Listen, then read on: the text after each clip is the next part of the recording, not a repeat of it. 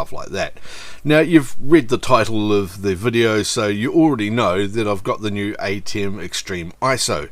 But that doesn't mean you're going to get away with not watching me unbox it, because I've had it sitting here for a day and a half now, and I haven't unwrapped it just so I can torture you with it. So, yeah, let's open it. Okay, here's this box. It's wrapped in urethane and got labels on it, and this time I've remembered to cross my name out down here so that, and well, here's my name, but you can't see my address and phone number anymore because I'm bloody useless at that. Right, I'm just gonna slice this open because I've got a really cool knife that I can do that with, and rip the plastic off unceremoniously,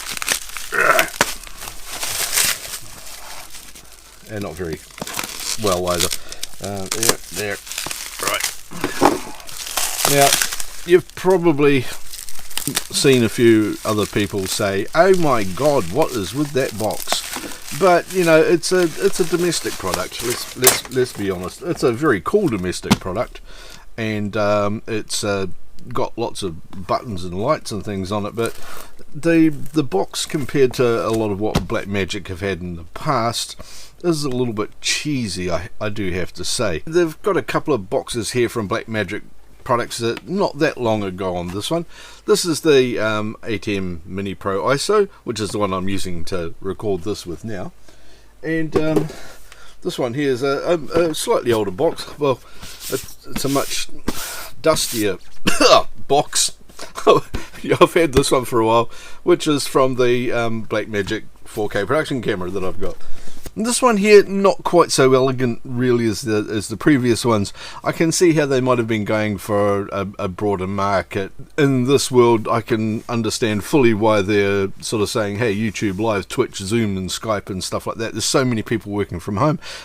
I put this down as a result of the pandemic as much as anything else. So let's have a look inside this thing and see what's actually in the box. Okay, well, we know what's in the box. The ATEM's in here, of course, but let's have a look. Okay, we've got a styrene top and a welcome Blackmagic thing saying thank you, and a QR code for downloading the instruction manual. I quite like that, the whole download the instruction manual, because to be honest, a lot of the time, by the time these things get printed and shipped, there's so many new versions of it out already, and it's just too late and it's out of date and you got to go download it anyway. So good on you, Blackmagic, for not bothering to bundle that sort of stuff in here, because it is superfluous, and if I want it I can print it out really. So the next thing in here is a software installer pamphlet thing, which is, well, just use that QR code. There's a Blackmagic design sticker. I'm going to put that somewhere, and now let's be honest, I'm going to take the sticker, I'm going to put it in a drawer because I don't want to waste it. So I'm going to end up not bloody using it for several years, and it's just going to sit there. Anyway, the next thing is a DaVinci Resolve 17 free download using that QR code on the back. You can get that for Mac, Windows and Linux. It's free, and there it is, the ATEM Extreme ISO, and holy shite, that it's kind of hefty. It is not a lightweight piece of equipment. The micro switches on those buttons are definitely, they will just feel just a little bit more robust. So they've got a more solid feel to them.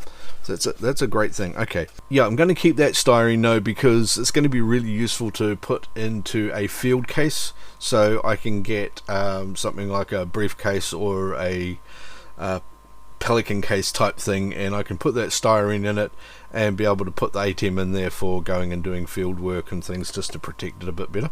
And that's going to be the power brick.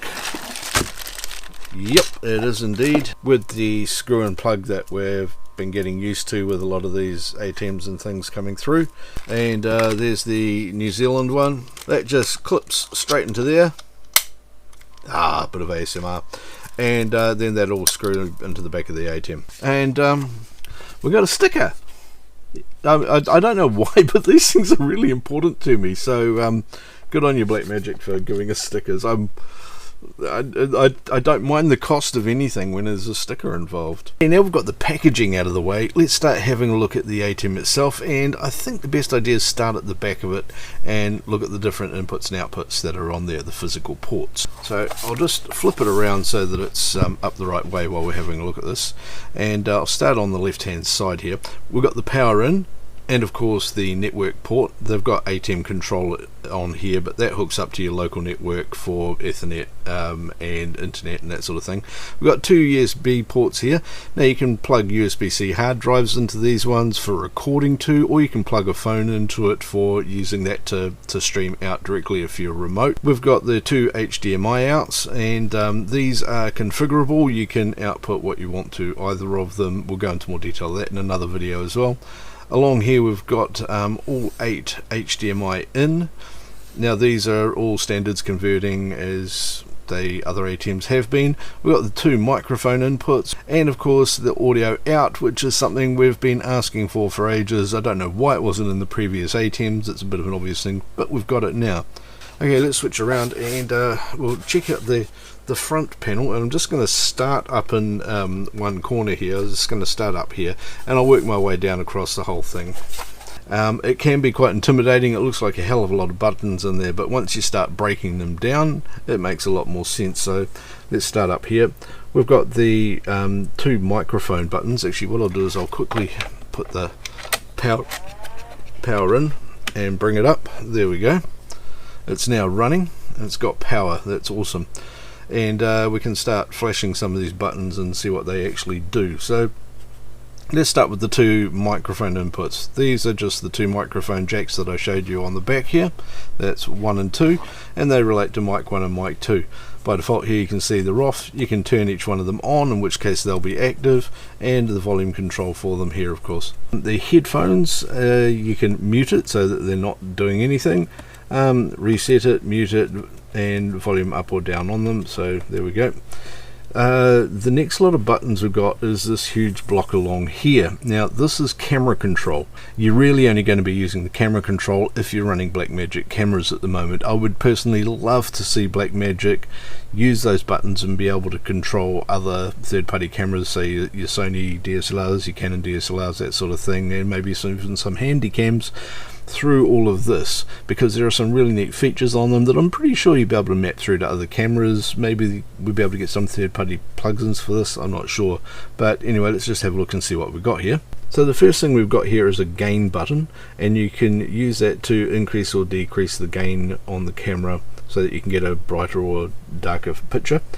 Focus is the next button, and once again you can zoom in or out with these.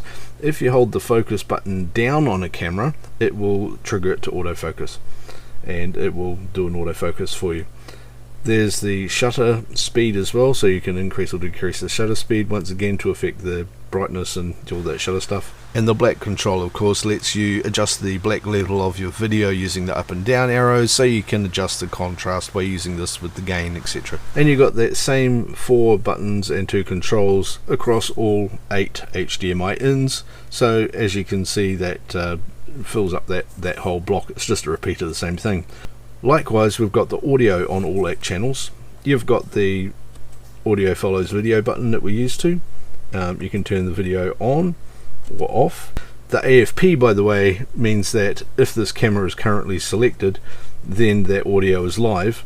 This one here, when I make that camera live, the audio picks up from that camera and cuts out that one. If you want a camera permanently giving audio to the mix, then you can just turn it on. If you don't, you can turn it off, or you can just reset each one individually as you come down. That will readjust the volume and the gain on each one as well, by the way. And yep, there you go. That's simple as that. Once again, it's the same 6 controls across all 8 camera inputs, so that fills up that second row quite nicely. The next block of things we've got to look at is the slot along the top here. Now we've got the 8 camera inputs on the top row, and we've got these other 6 video sources, and for each of those video sources you can map them through to one of these other things down here. So you've got your 2 upstream keys here, and you've got two downstream keys here, two digital video effects, then you've got the dip, wipe, logo and sting buttons here.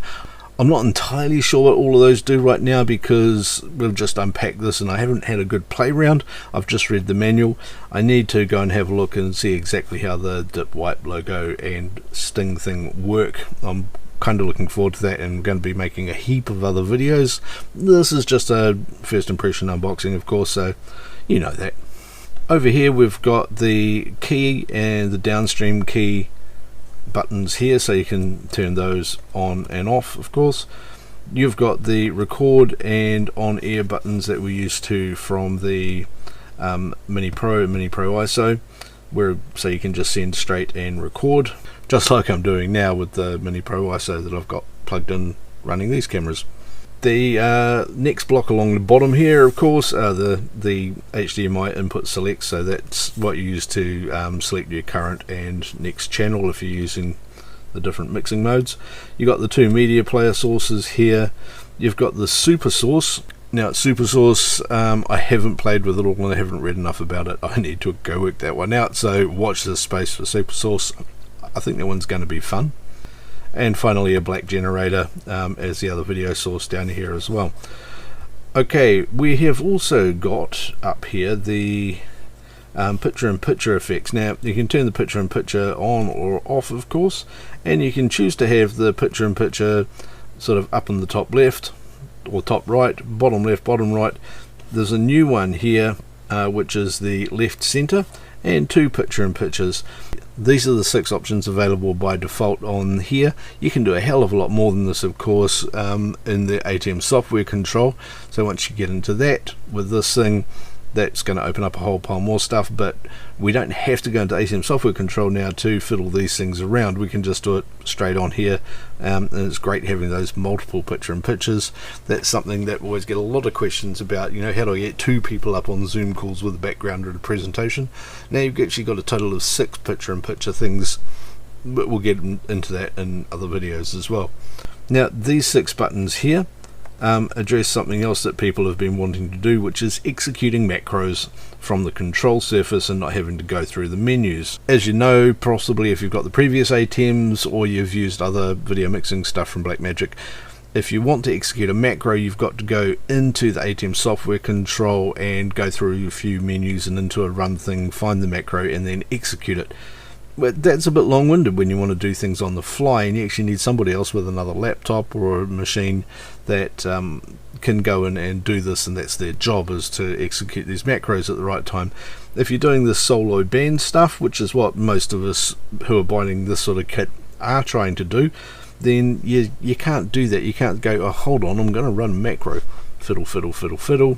Execute it. Hey, that was cool, wasn't it? Really disruptive because I had to move away from the audience to do that. These 6 buttons here solve all of that and let you delegate 6 macros to these 6 buttons, and you can just hit them anytime you like. The transition effects and everything here, so we've got the normal mix and dip effects, of course, but now we've also got a whole pile of different wipes and slides, and of course the duration buttons that we're used to. So if you want to run one of these transitions or slides, you can tell it whether it's going to be half a second, 1 second, 1.5 or 2 seconds. The final block of buttons over here are your video out selects. Now this is for the HDMI 1, and you can choose whether you're going to show any of the individual cameras on HDMI 1 or a clean feed or a preview feed, and then there's program out, so you can have preview and program out available and see between them, or the multi-view that we all like and love. Adding the multi-view into the ATEM Mini Pro and the Pro ISO was absolutely wonderful. It saved us from having to set up a whole series of small expensive monitors, which ended up costing more than the ATEM. Having that there is so powerful and makes this an incredibly professional device. So there you have it. That's the control surface and a rough overview of everything on here. I'm really looking forward to getting into it a lot more and making a lot more videos. Hope that's been of some value to you and you got something out of it. If it has, don't forget to hit this button down here to subscribe, and of course watch these 2 videos because they're pretty awesome and they're going to teach you some new stuff as well. I'll see you later.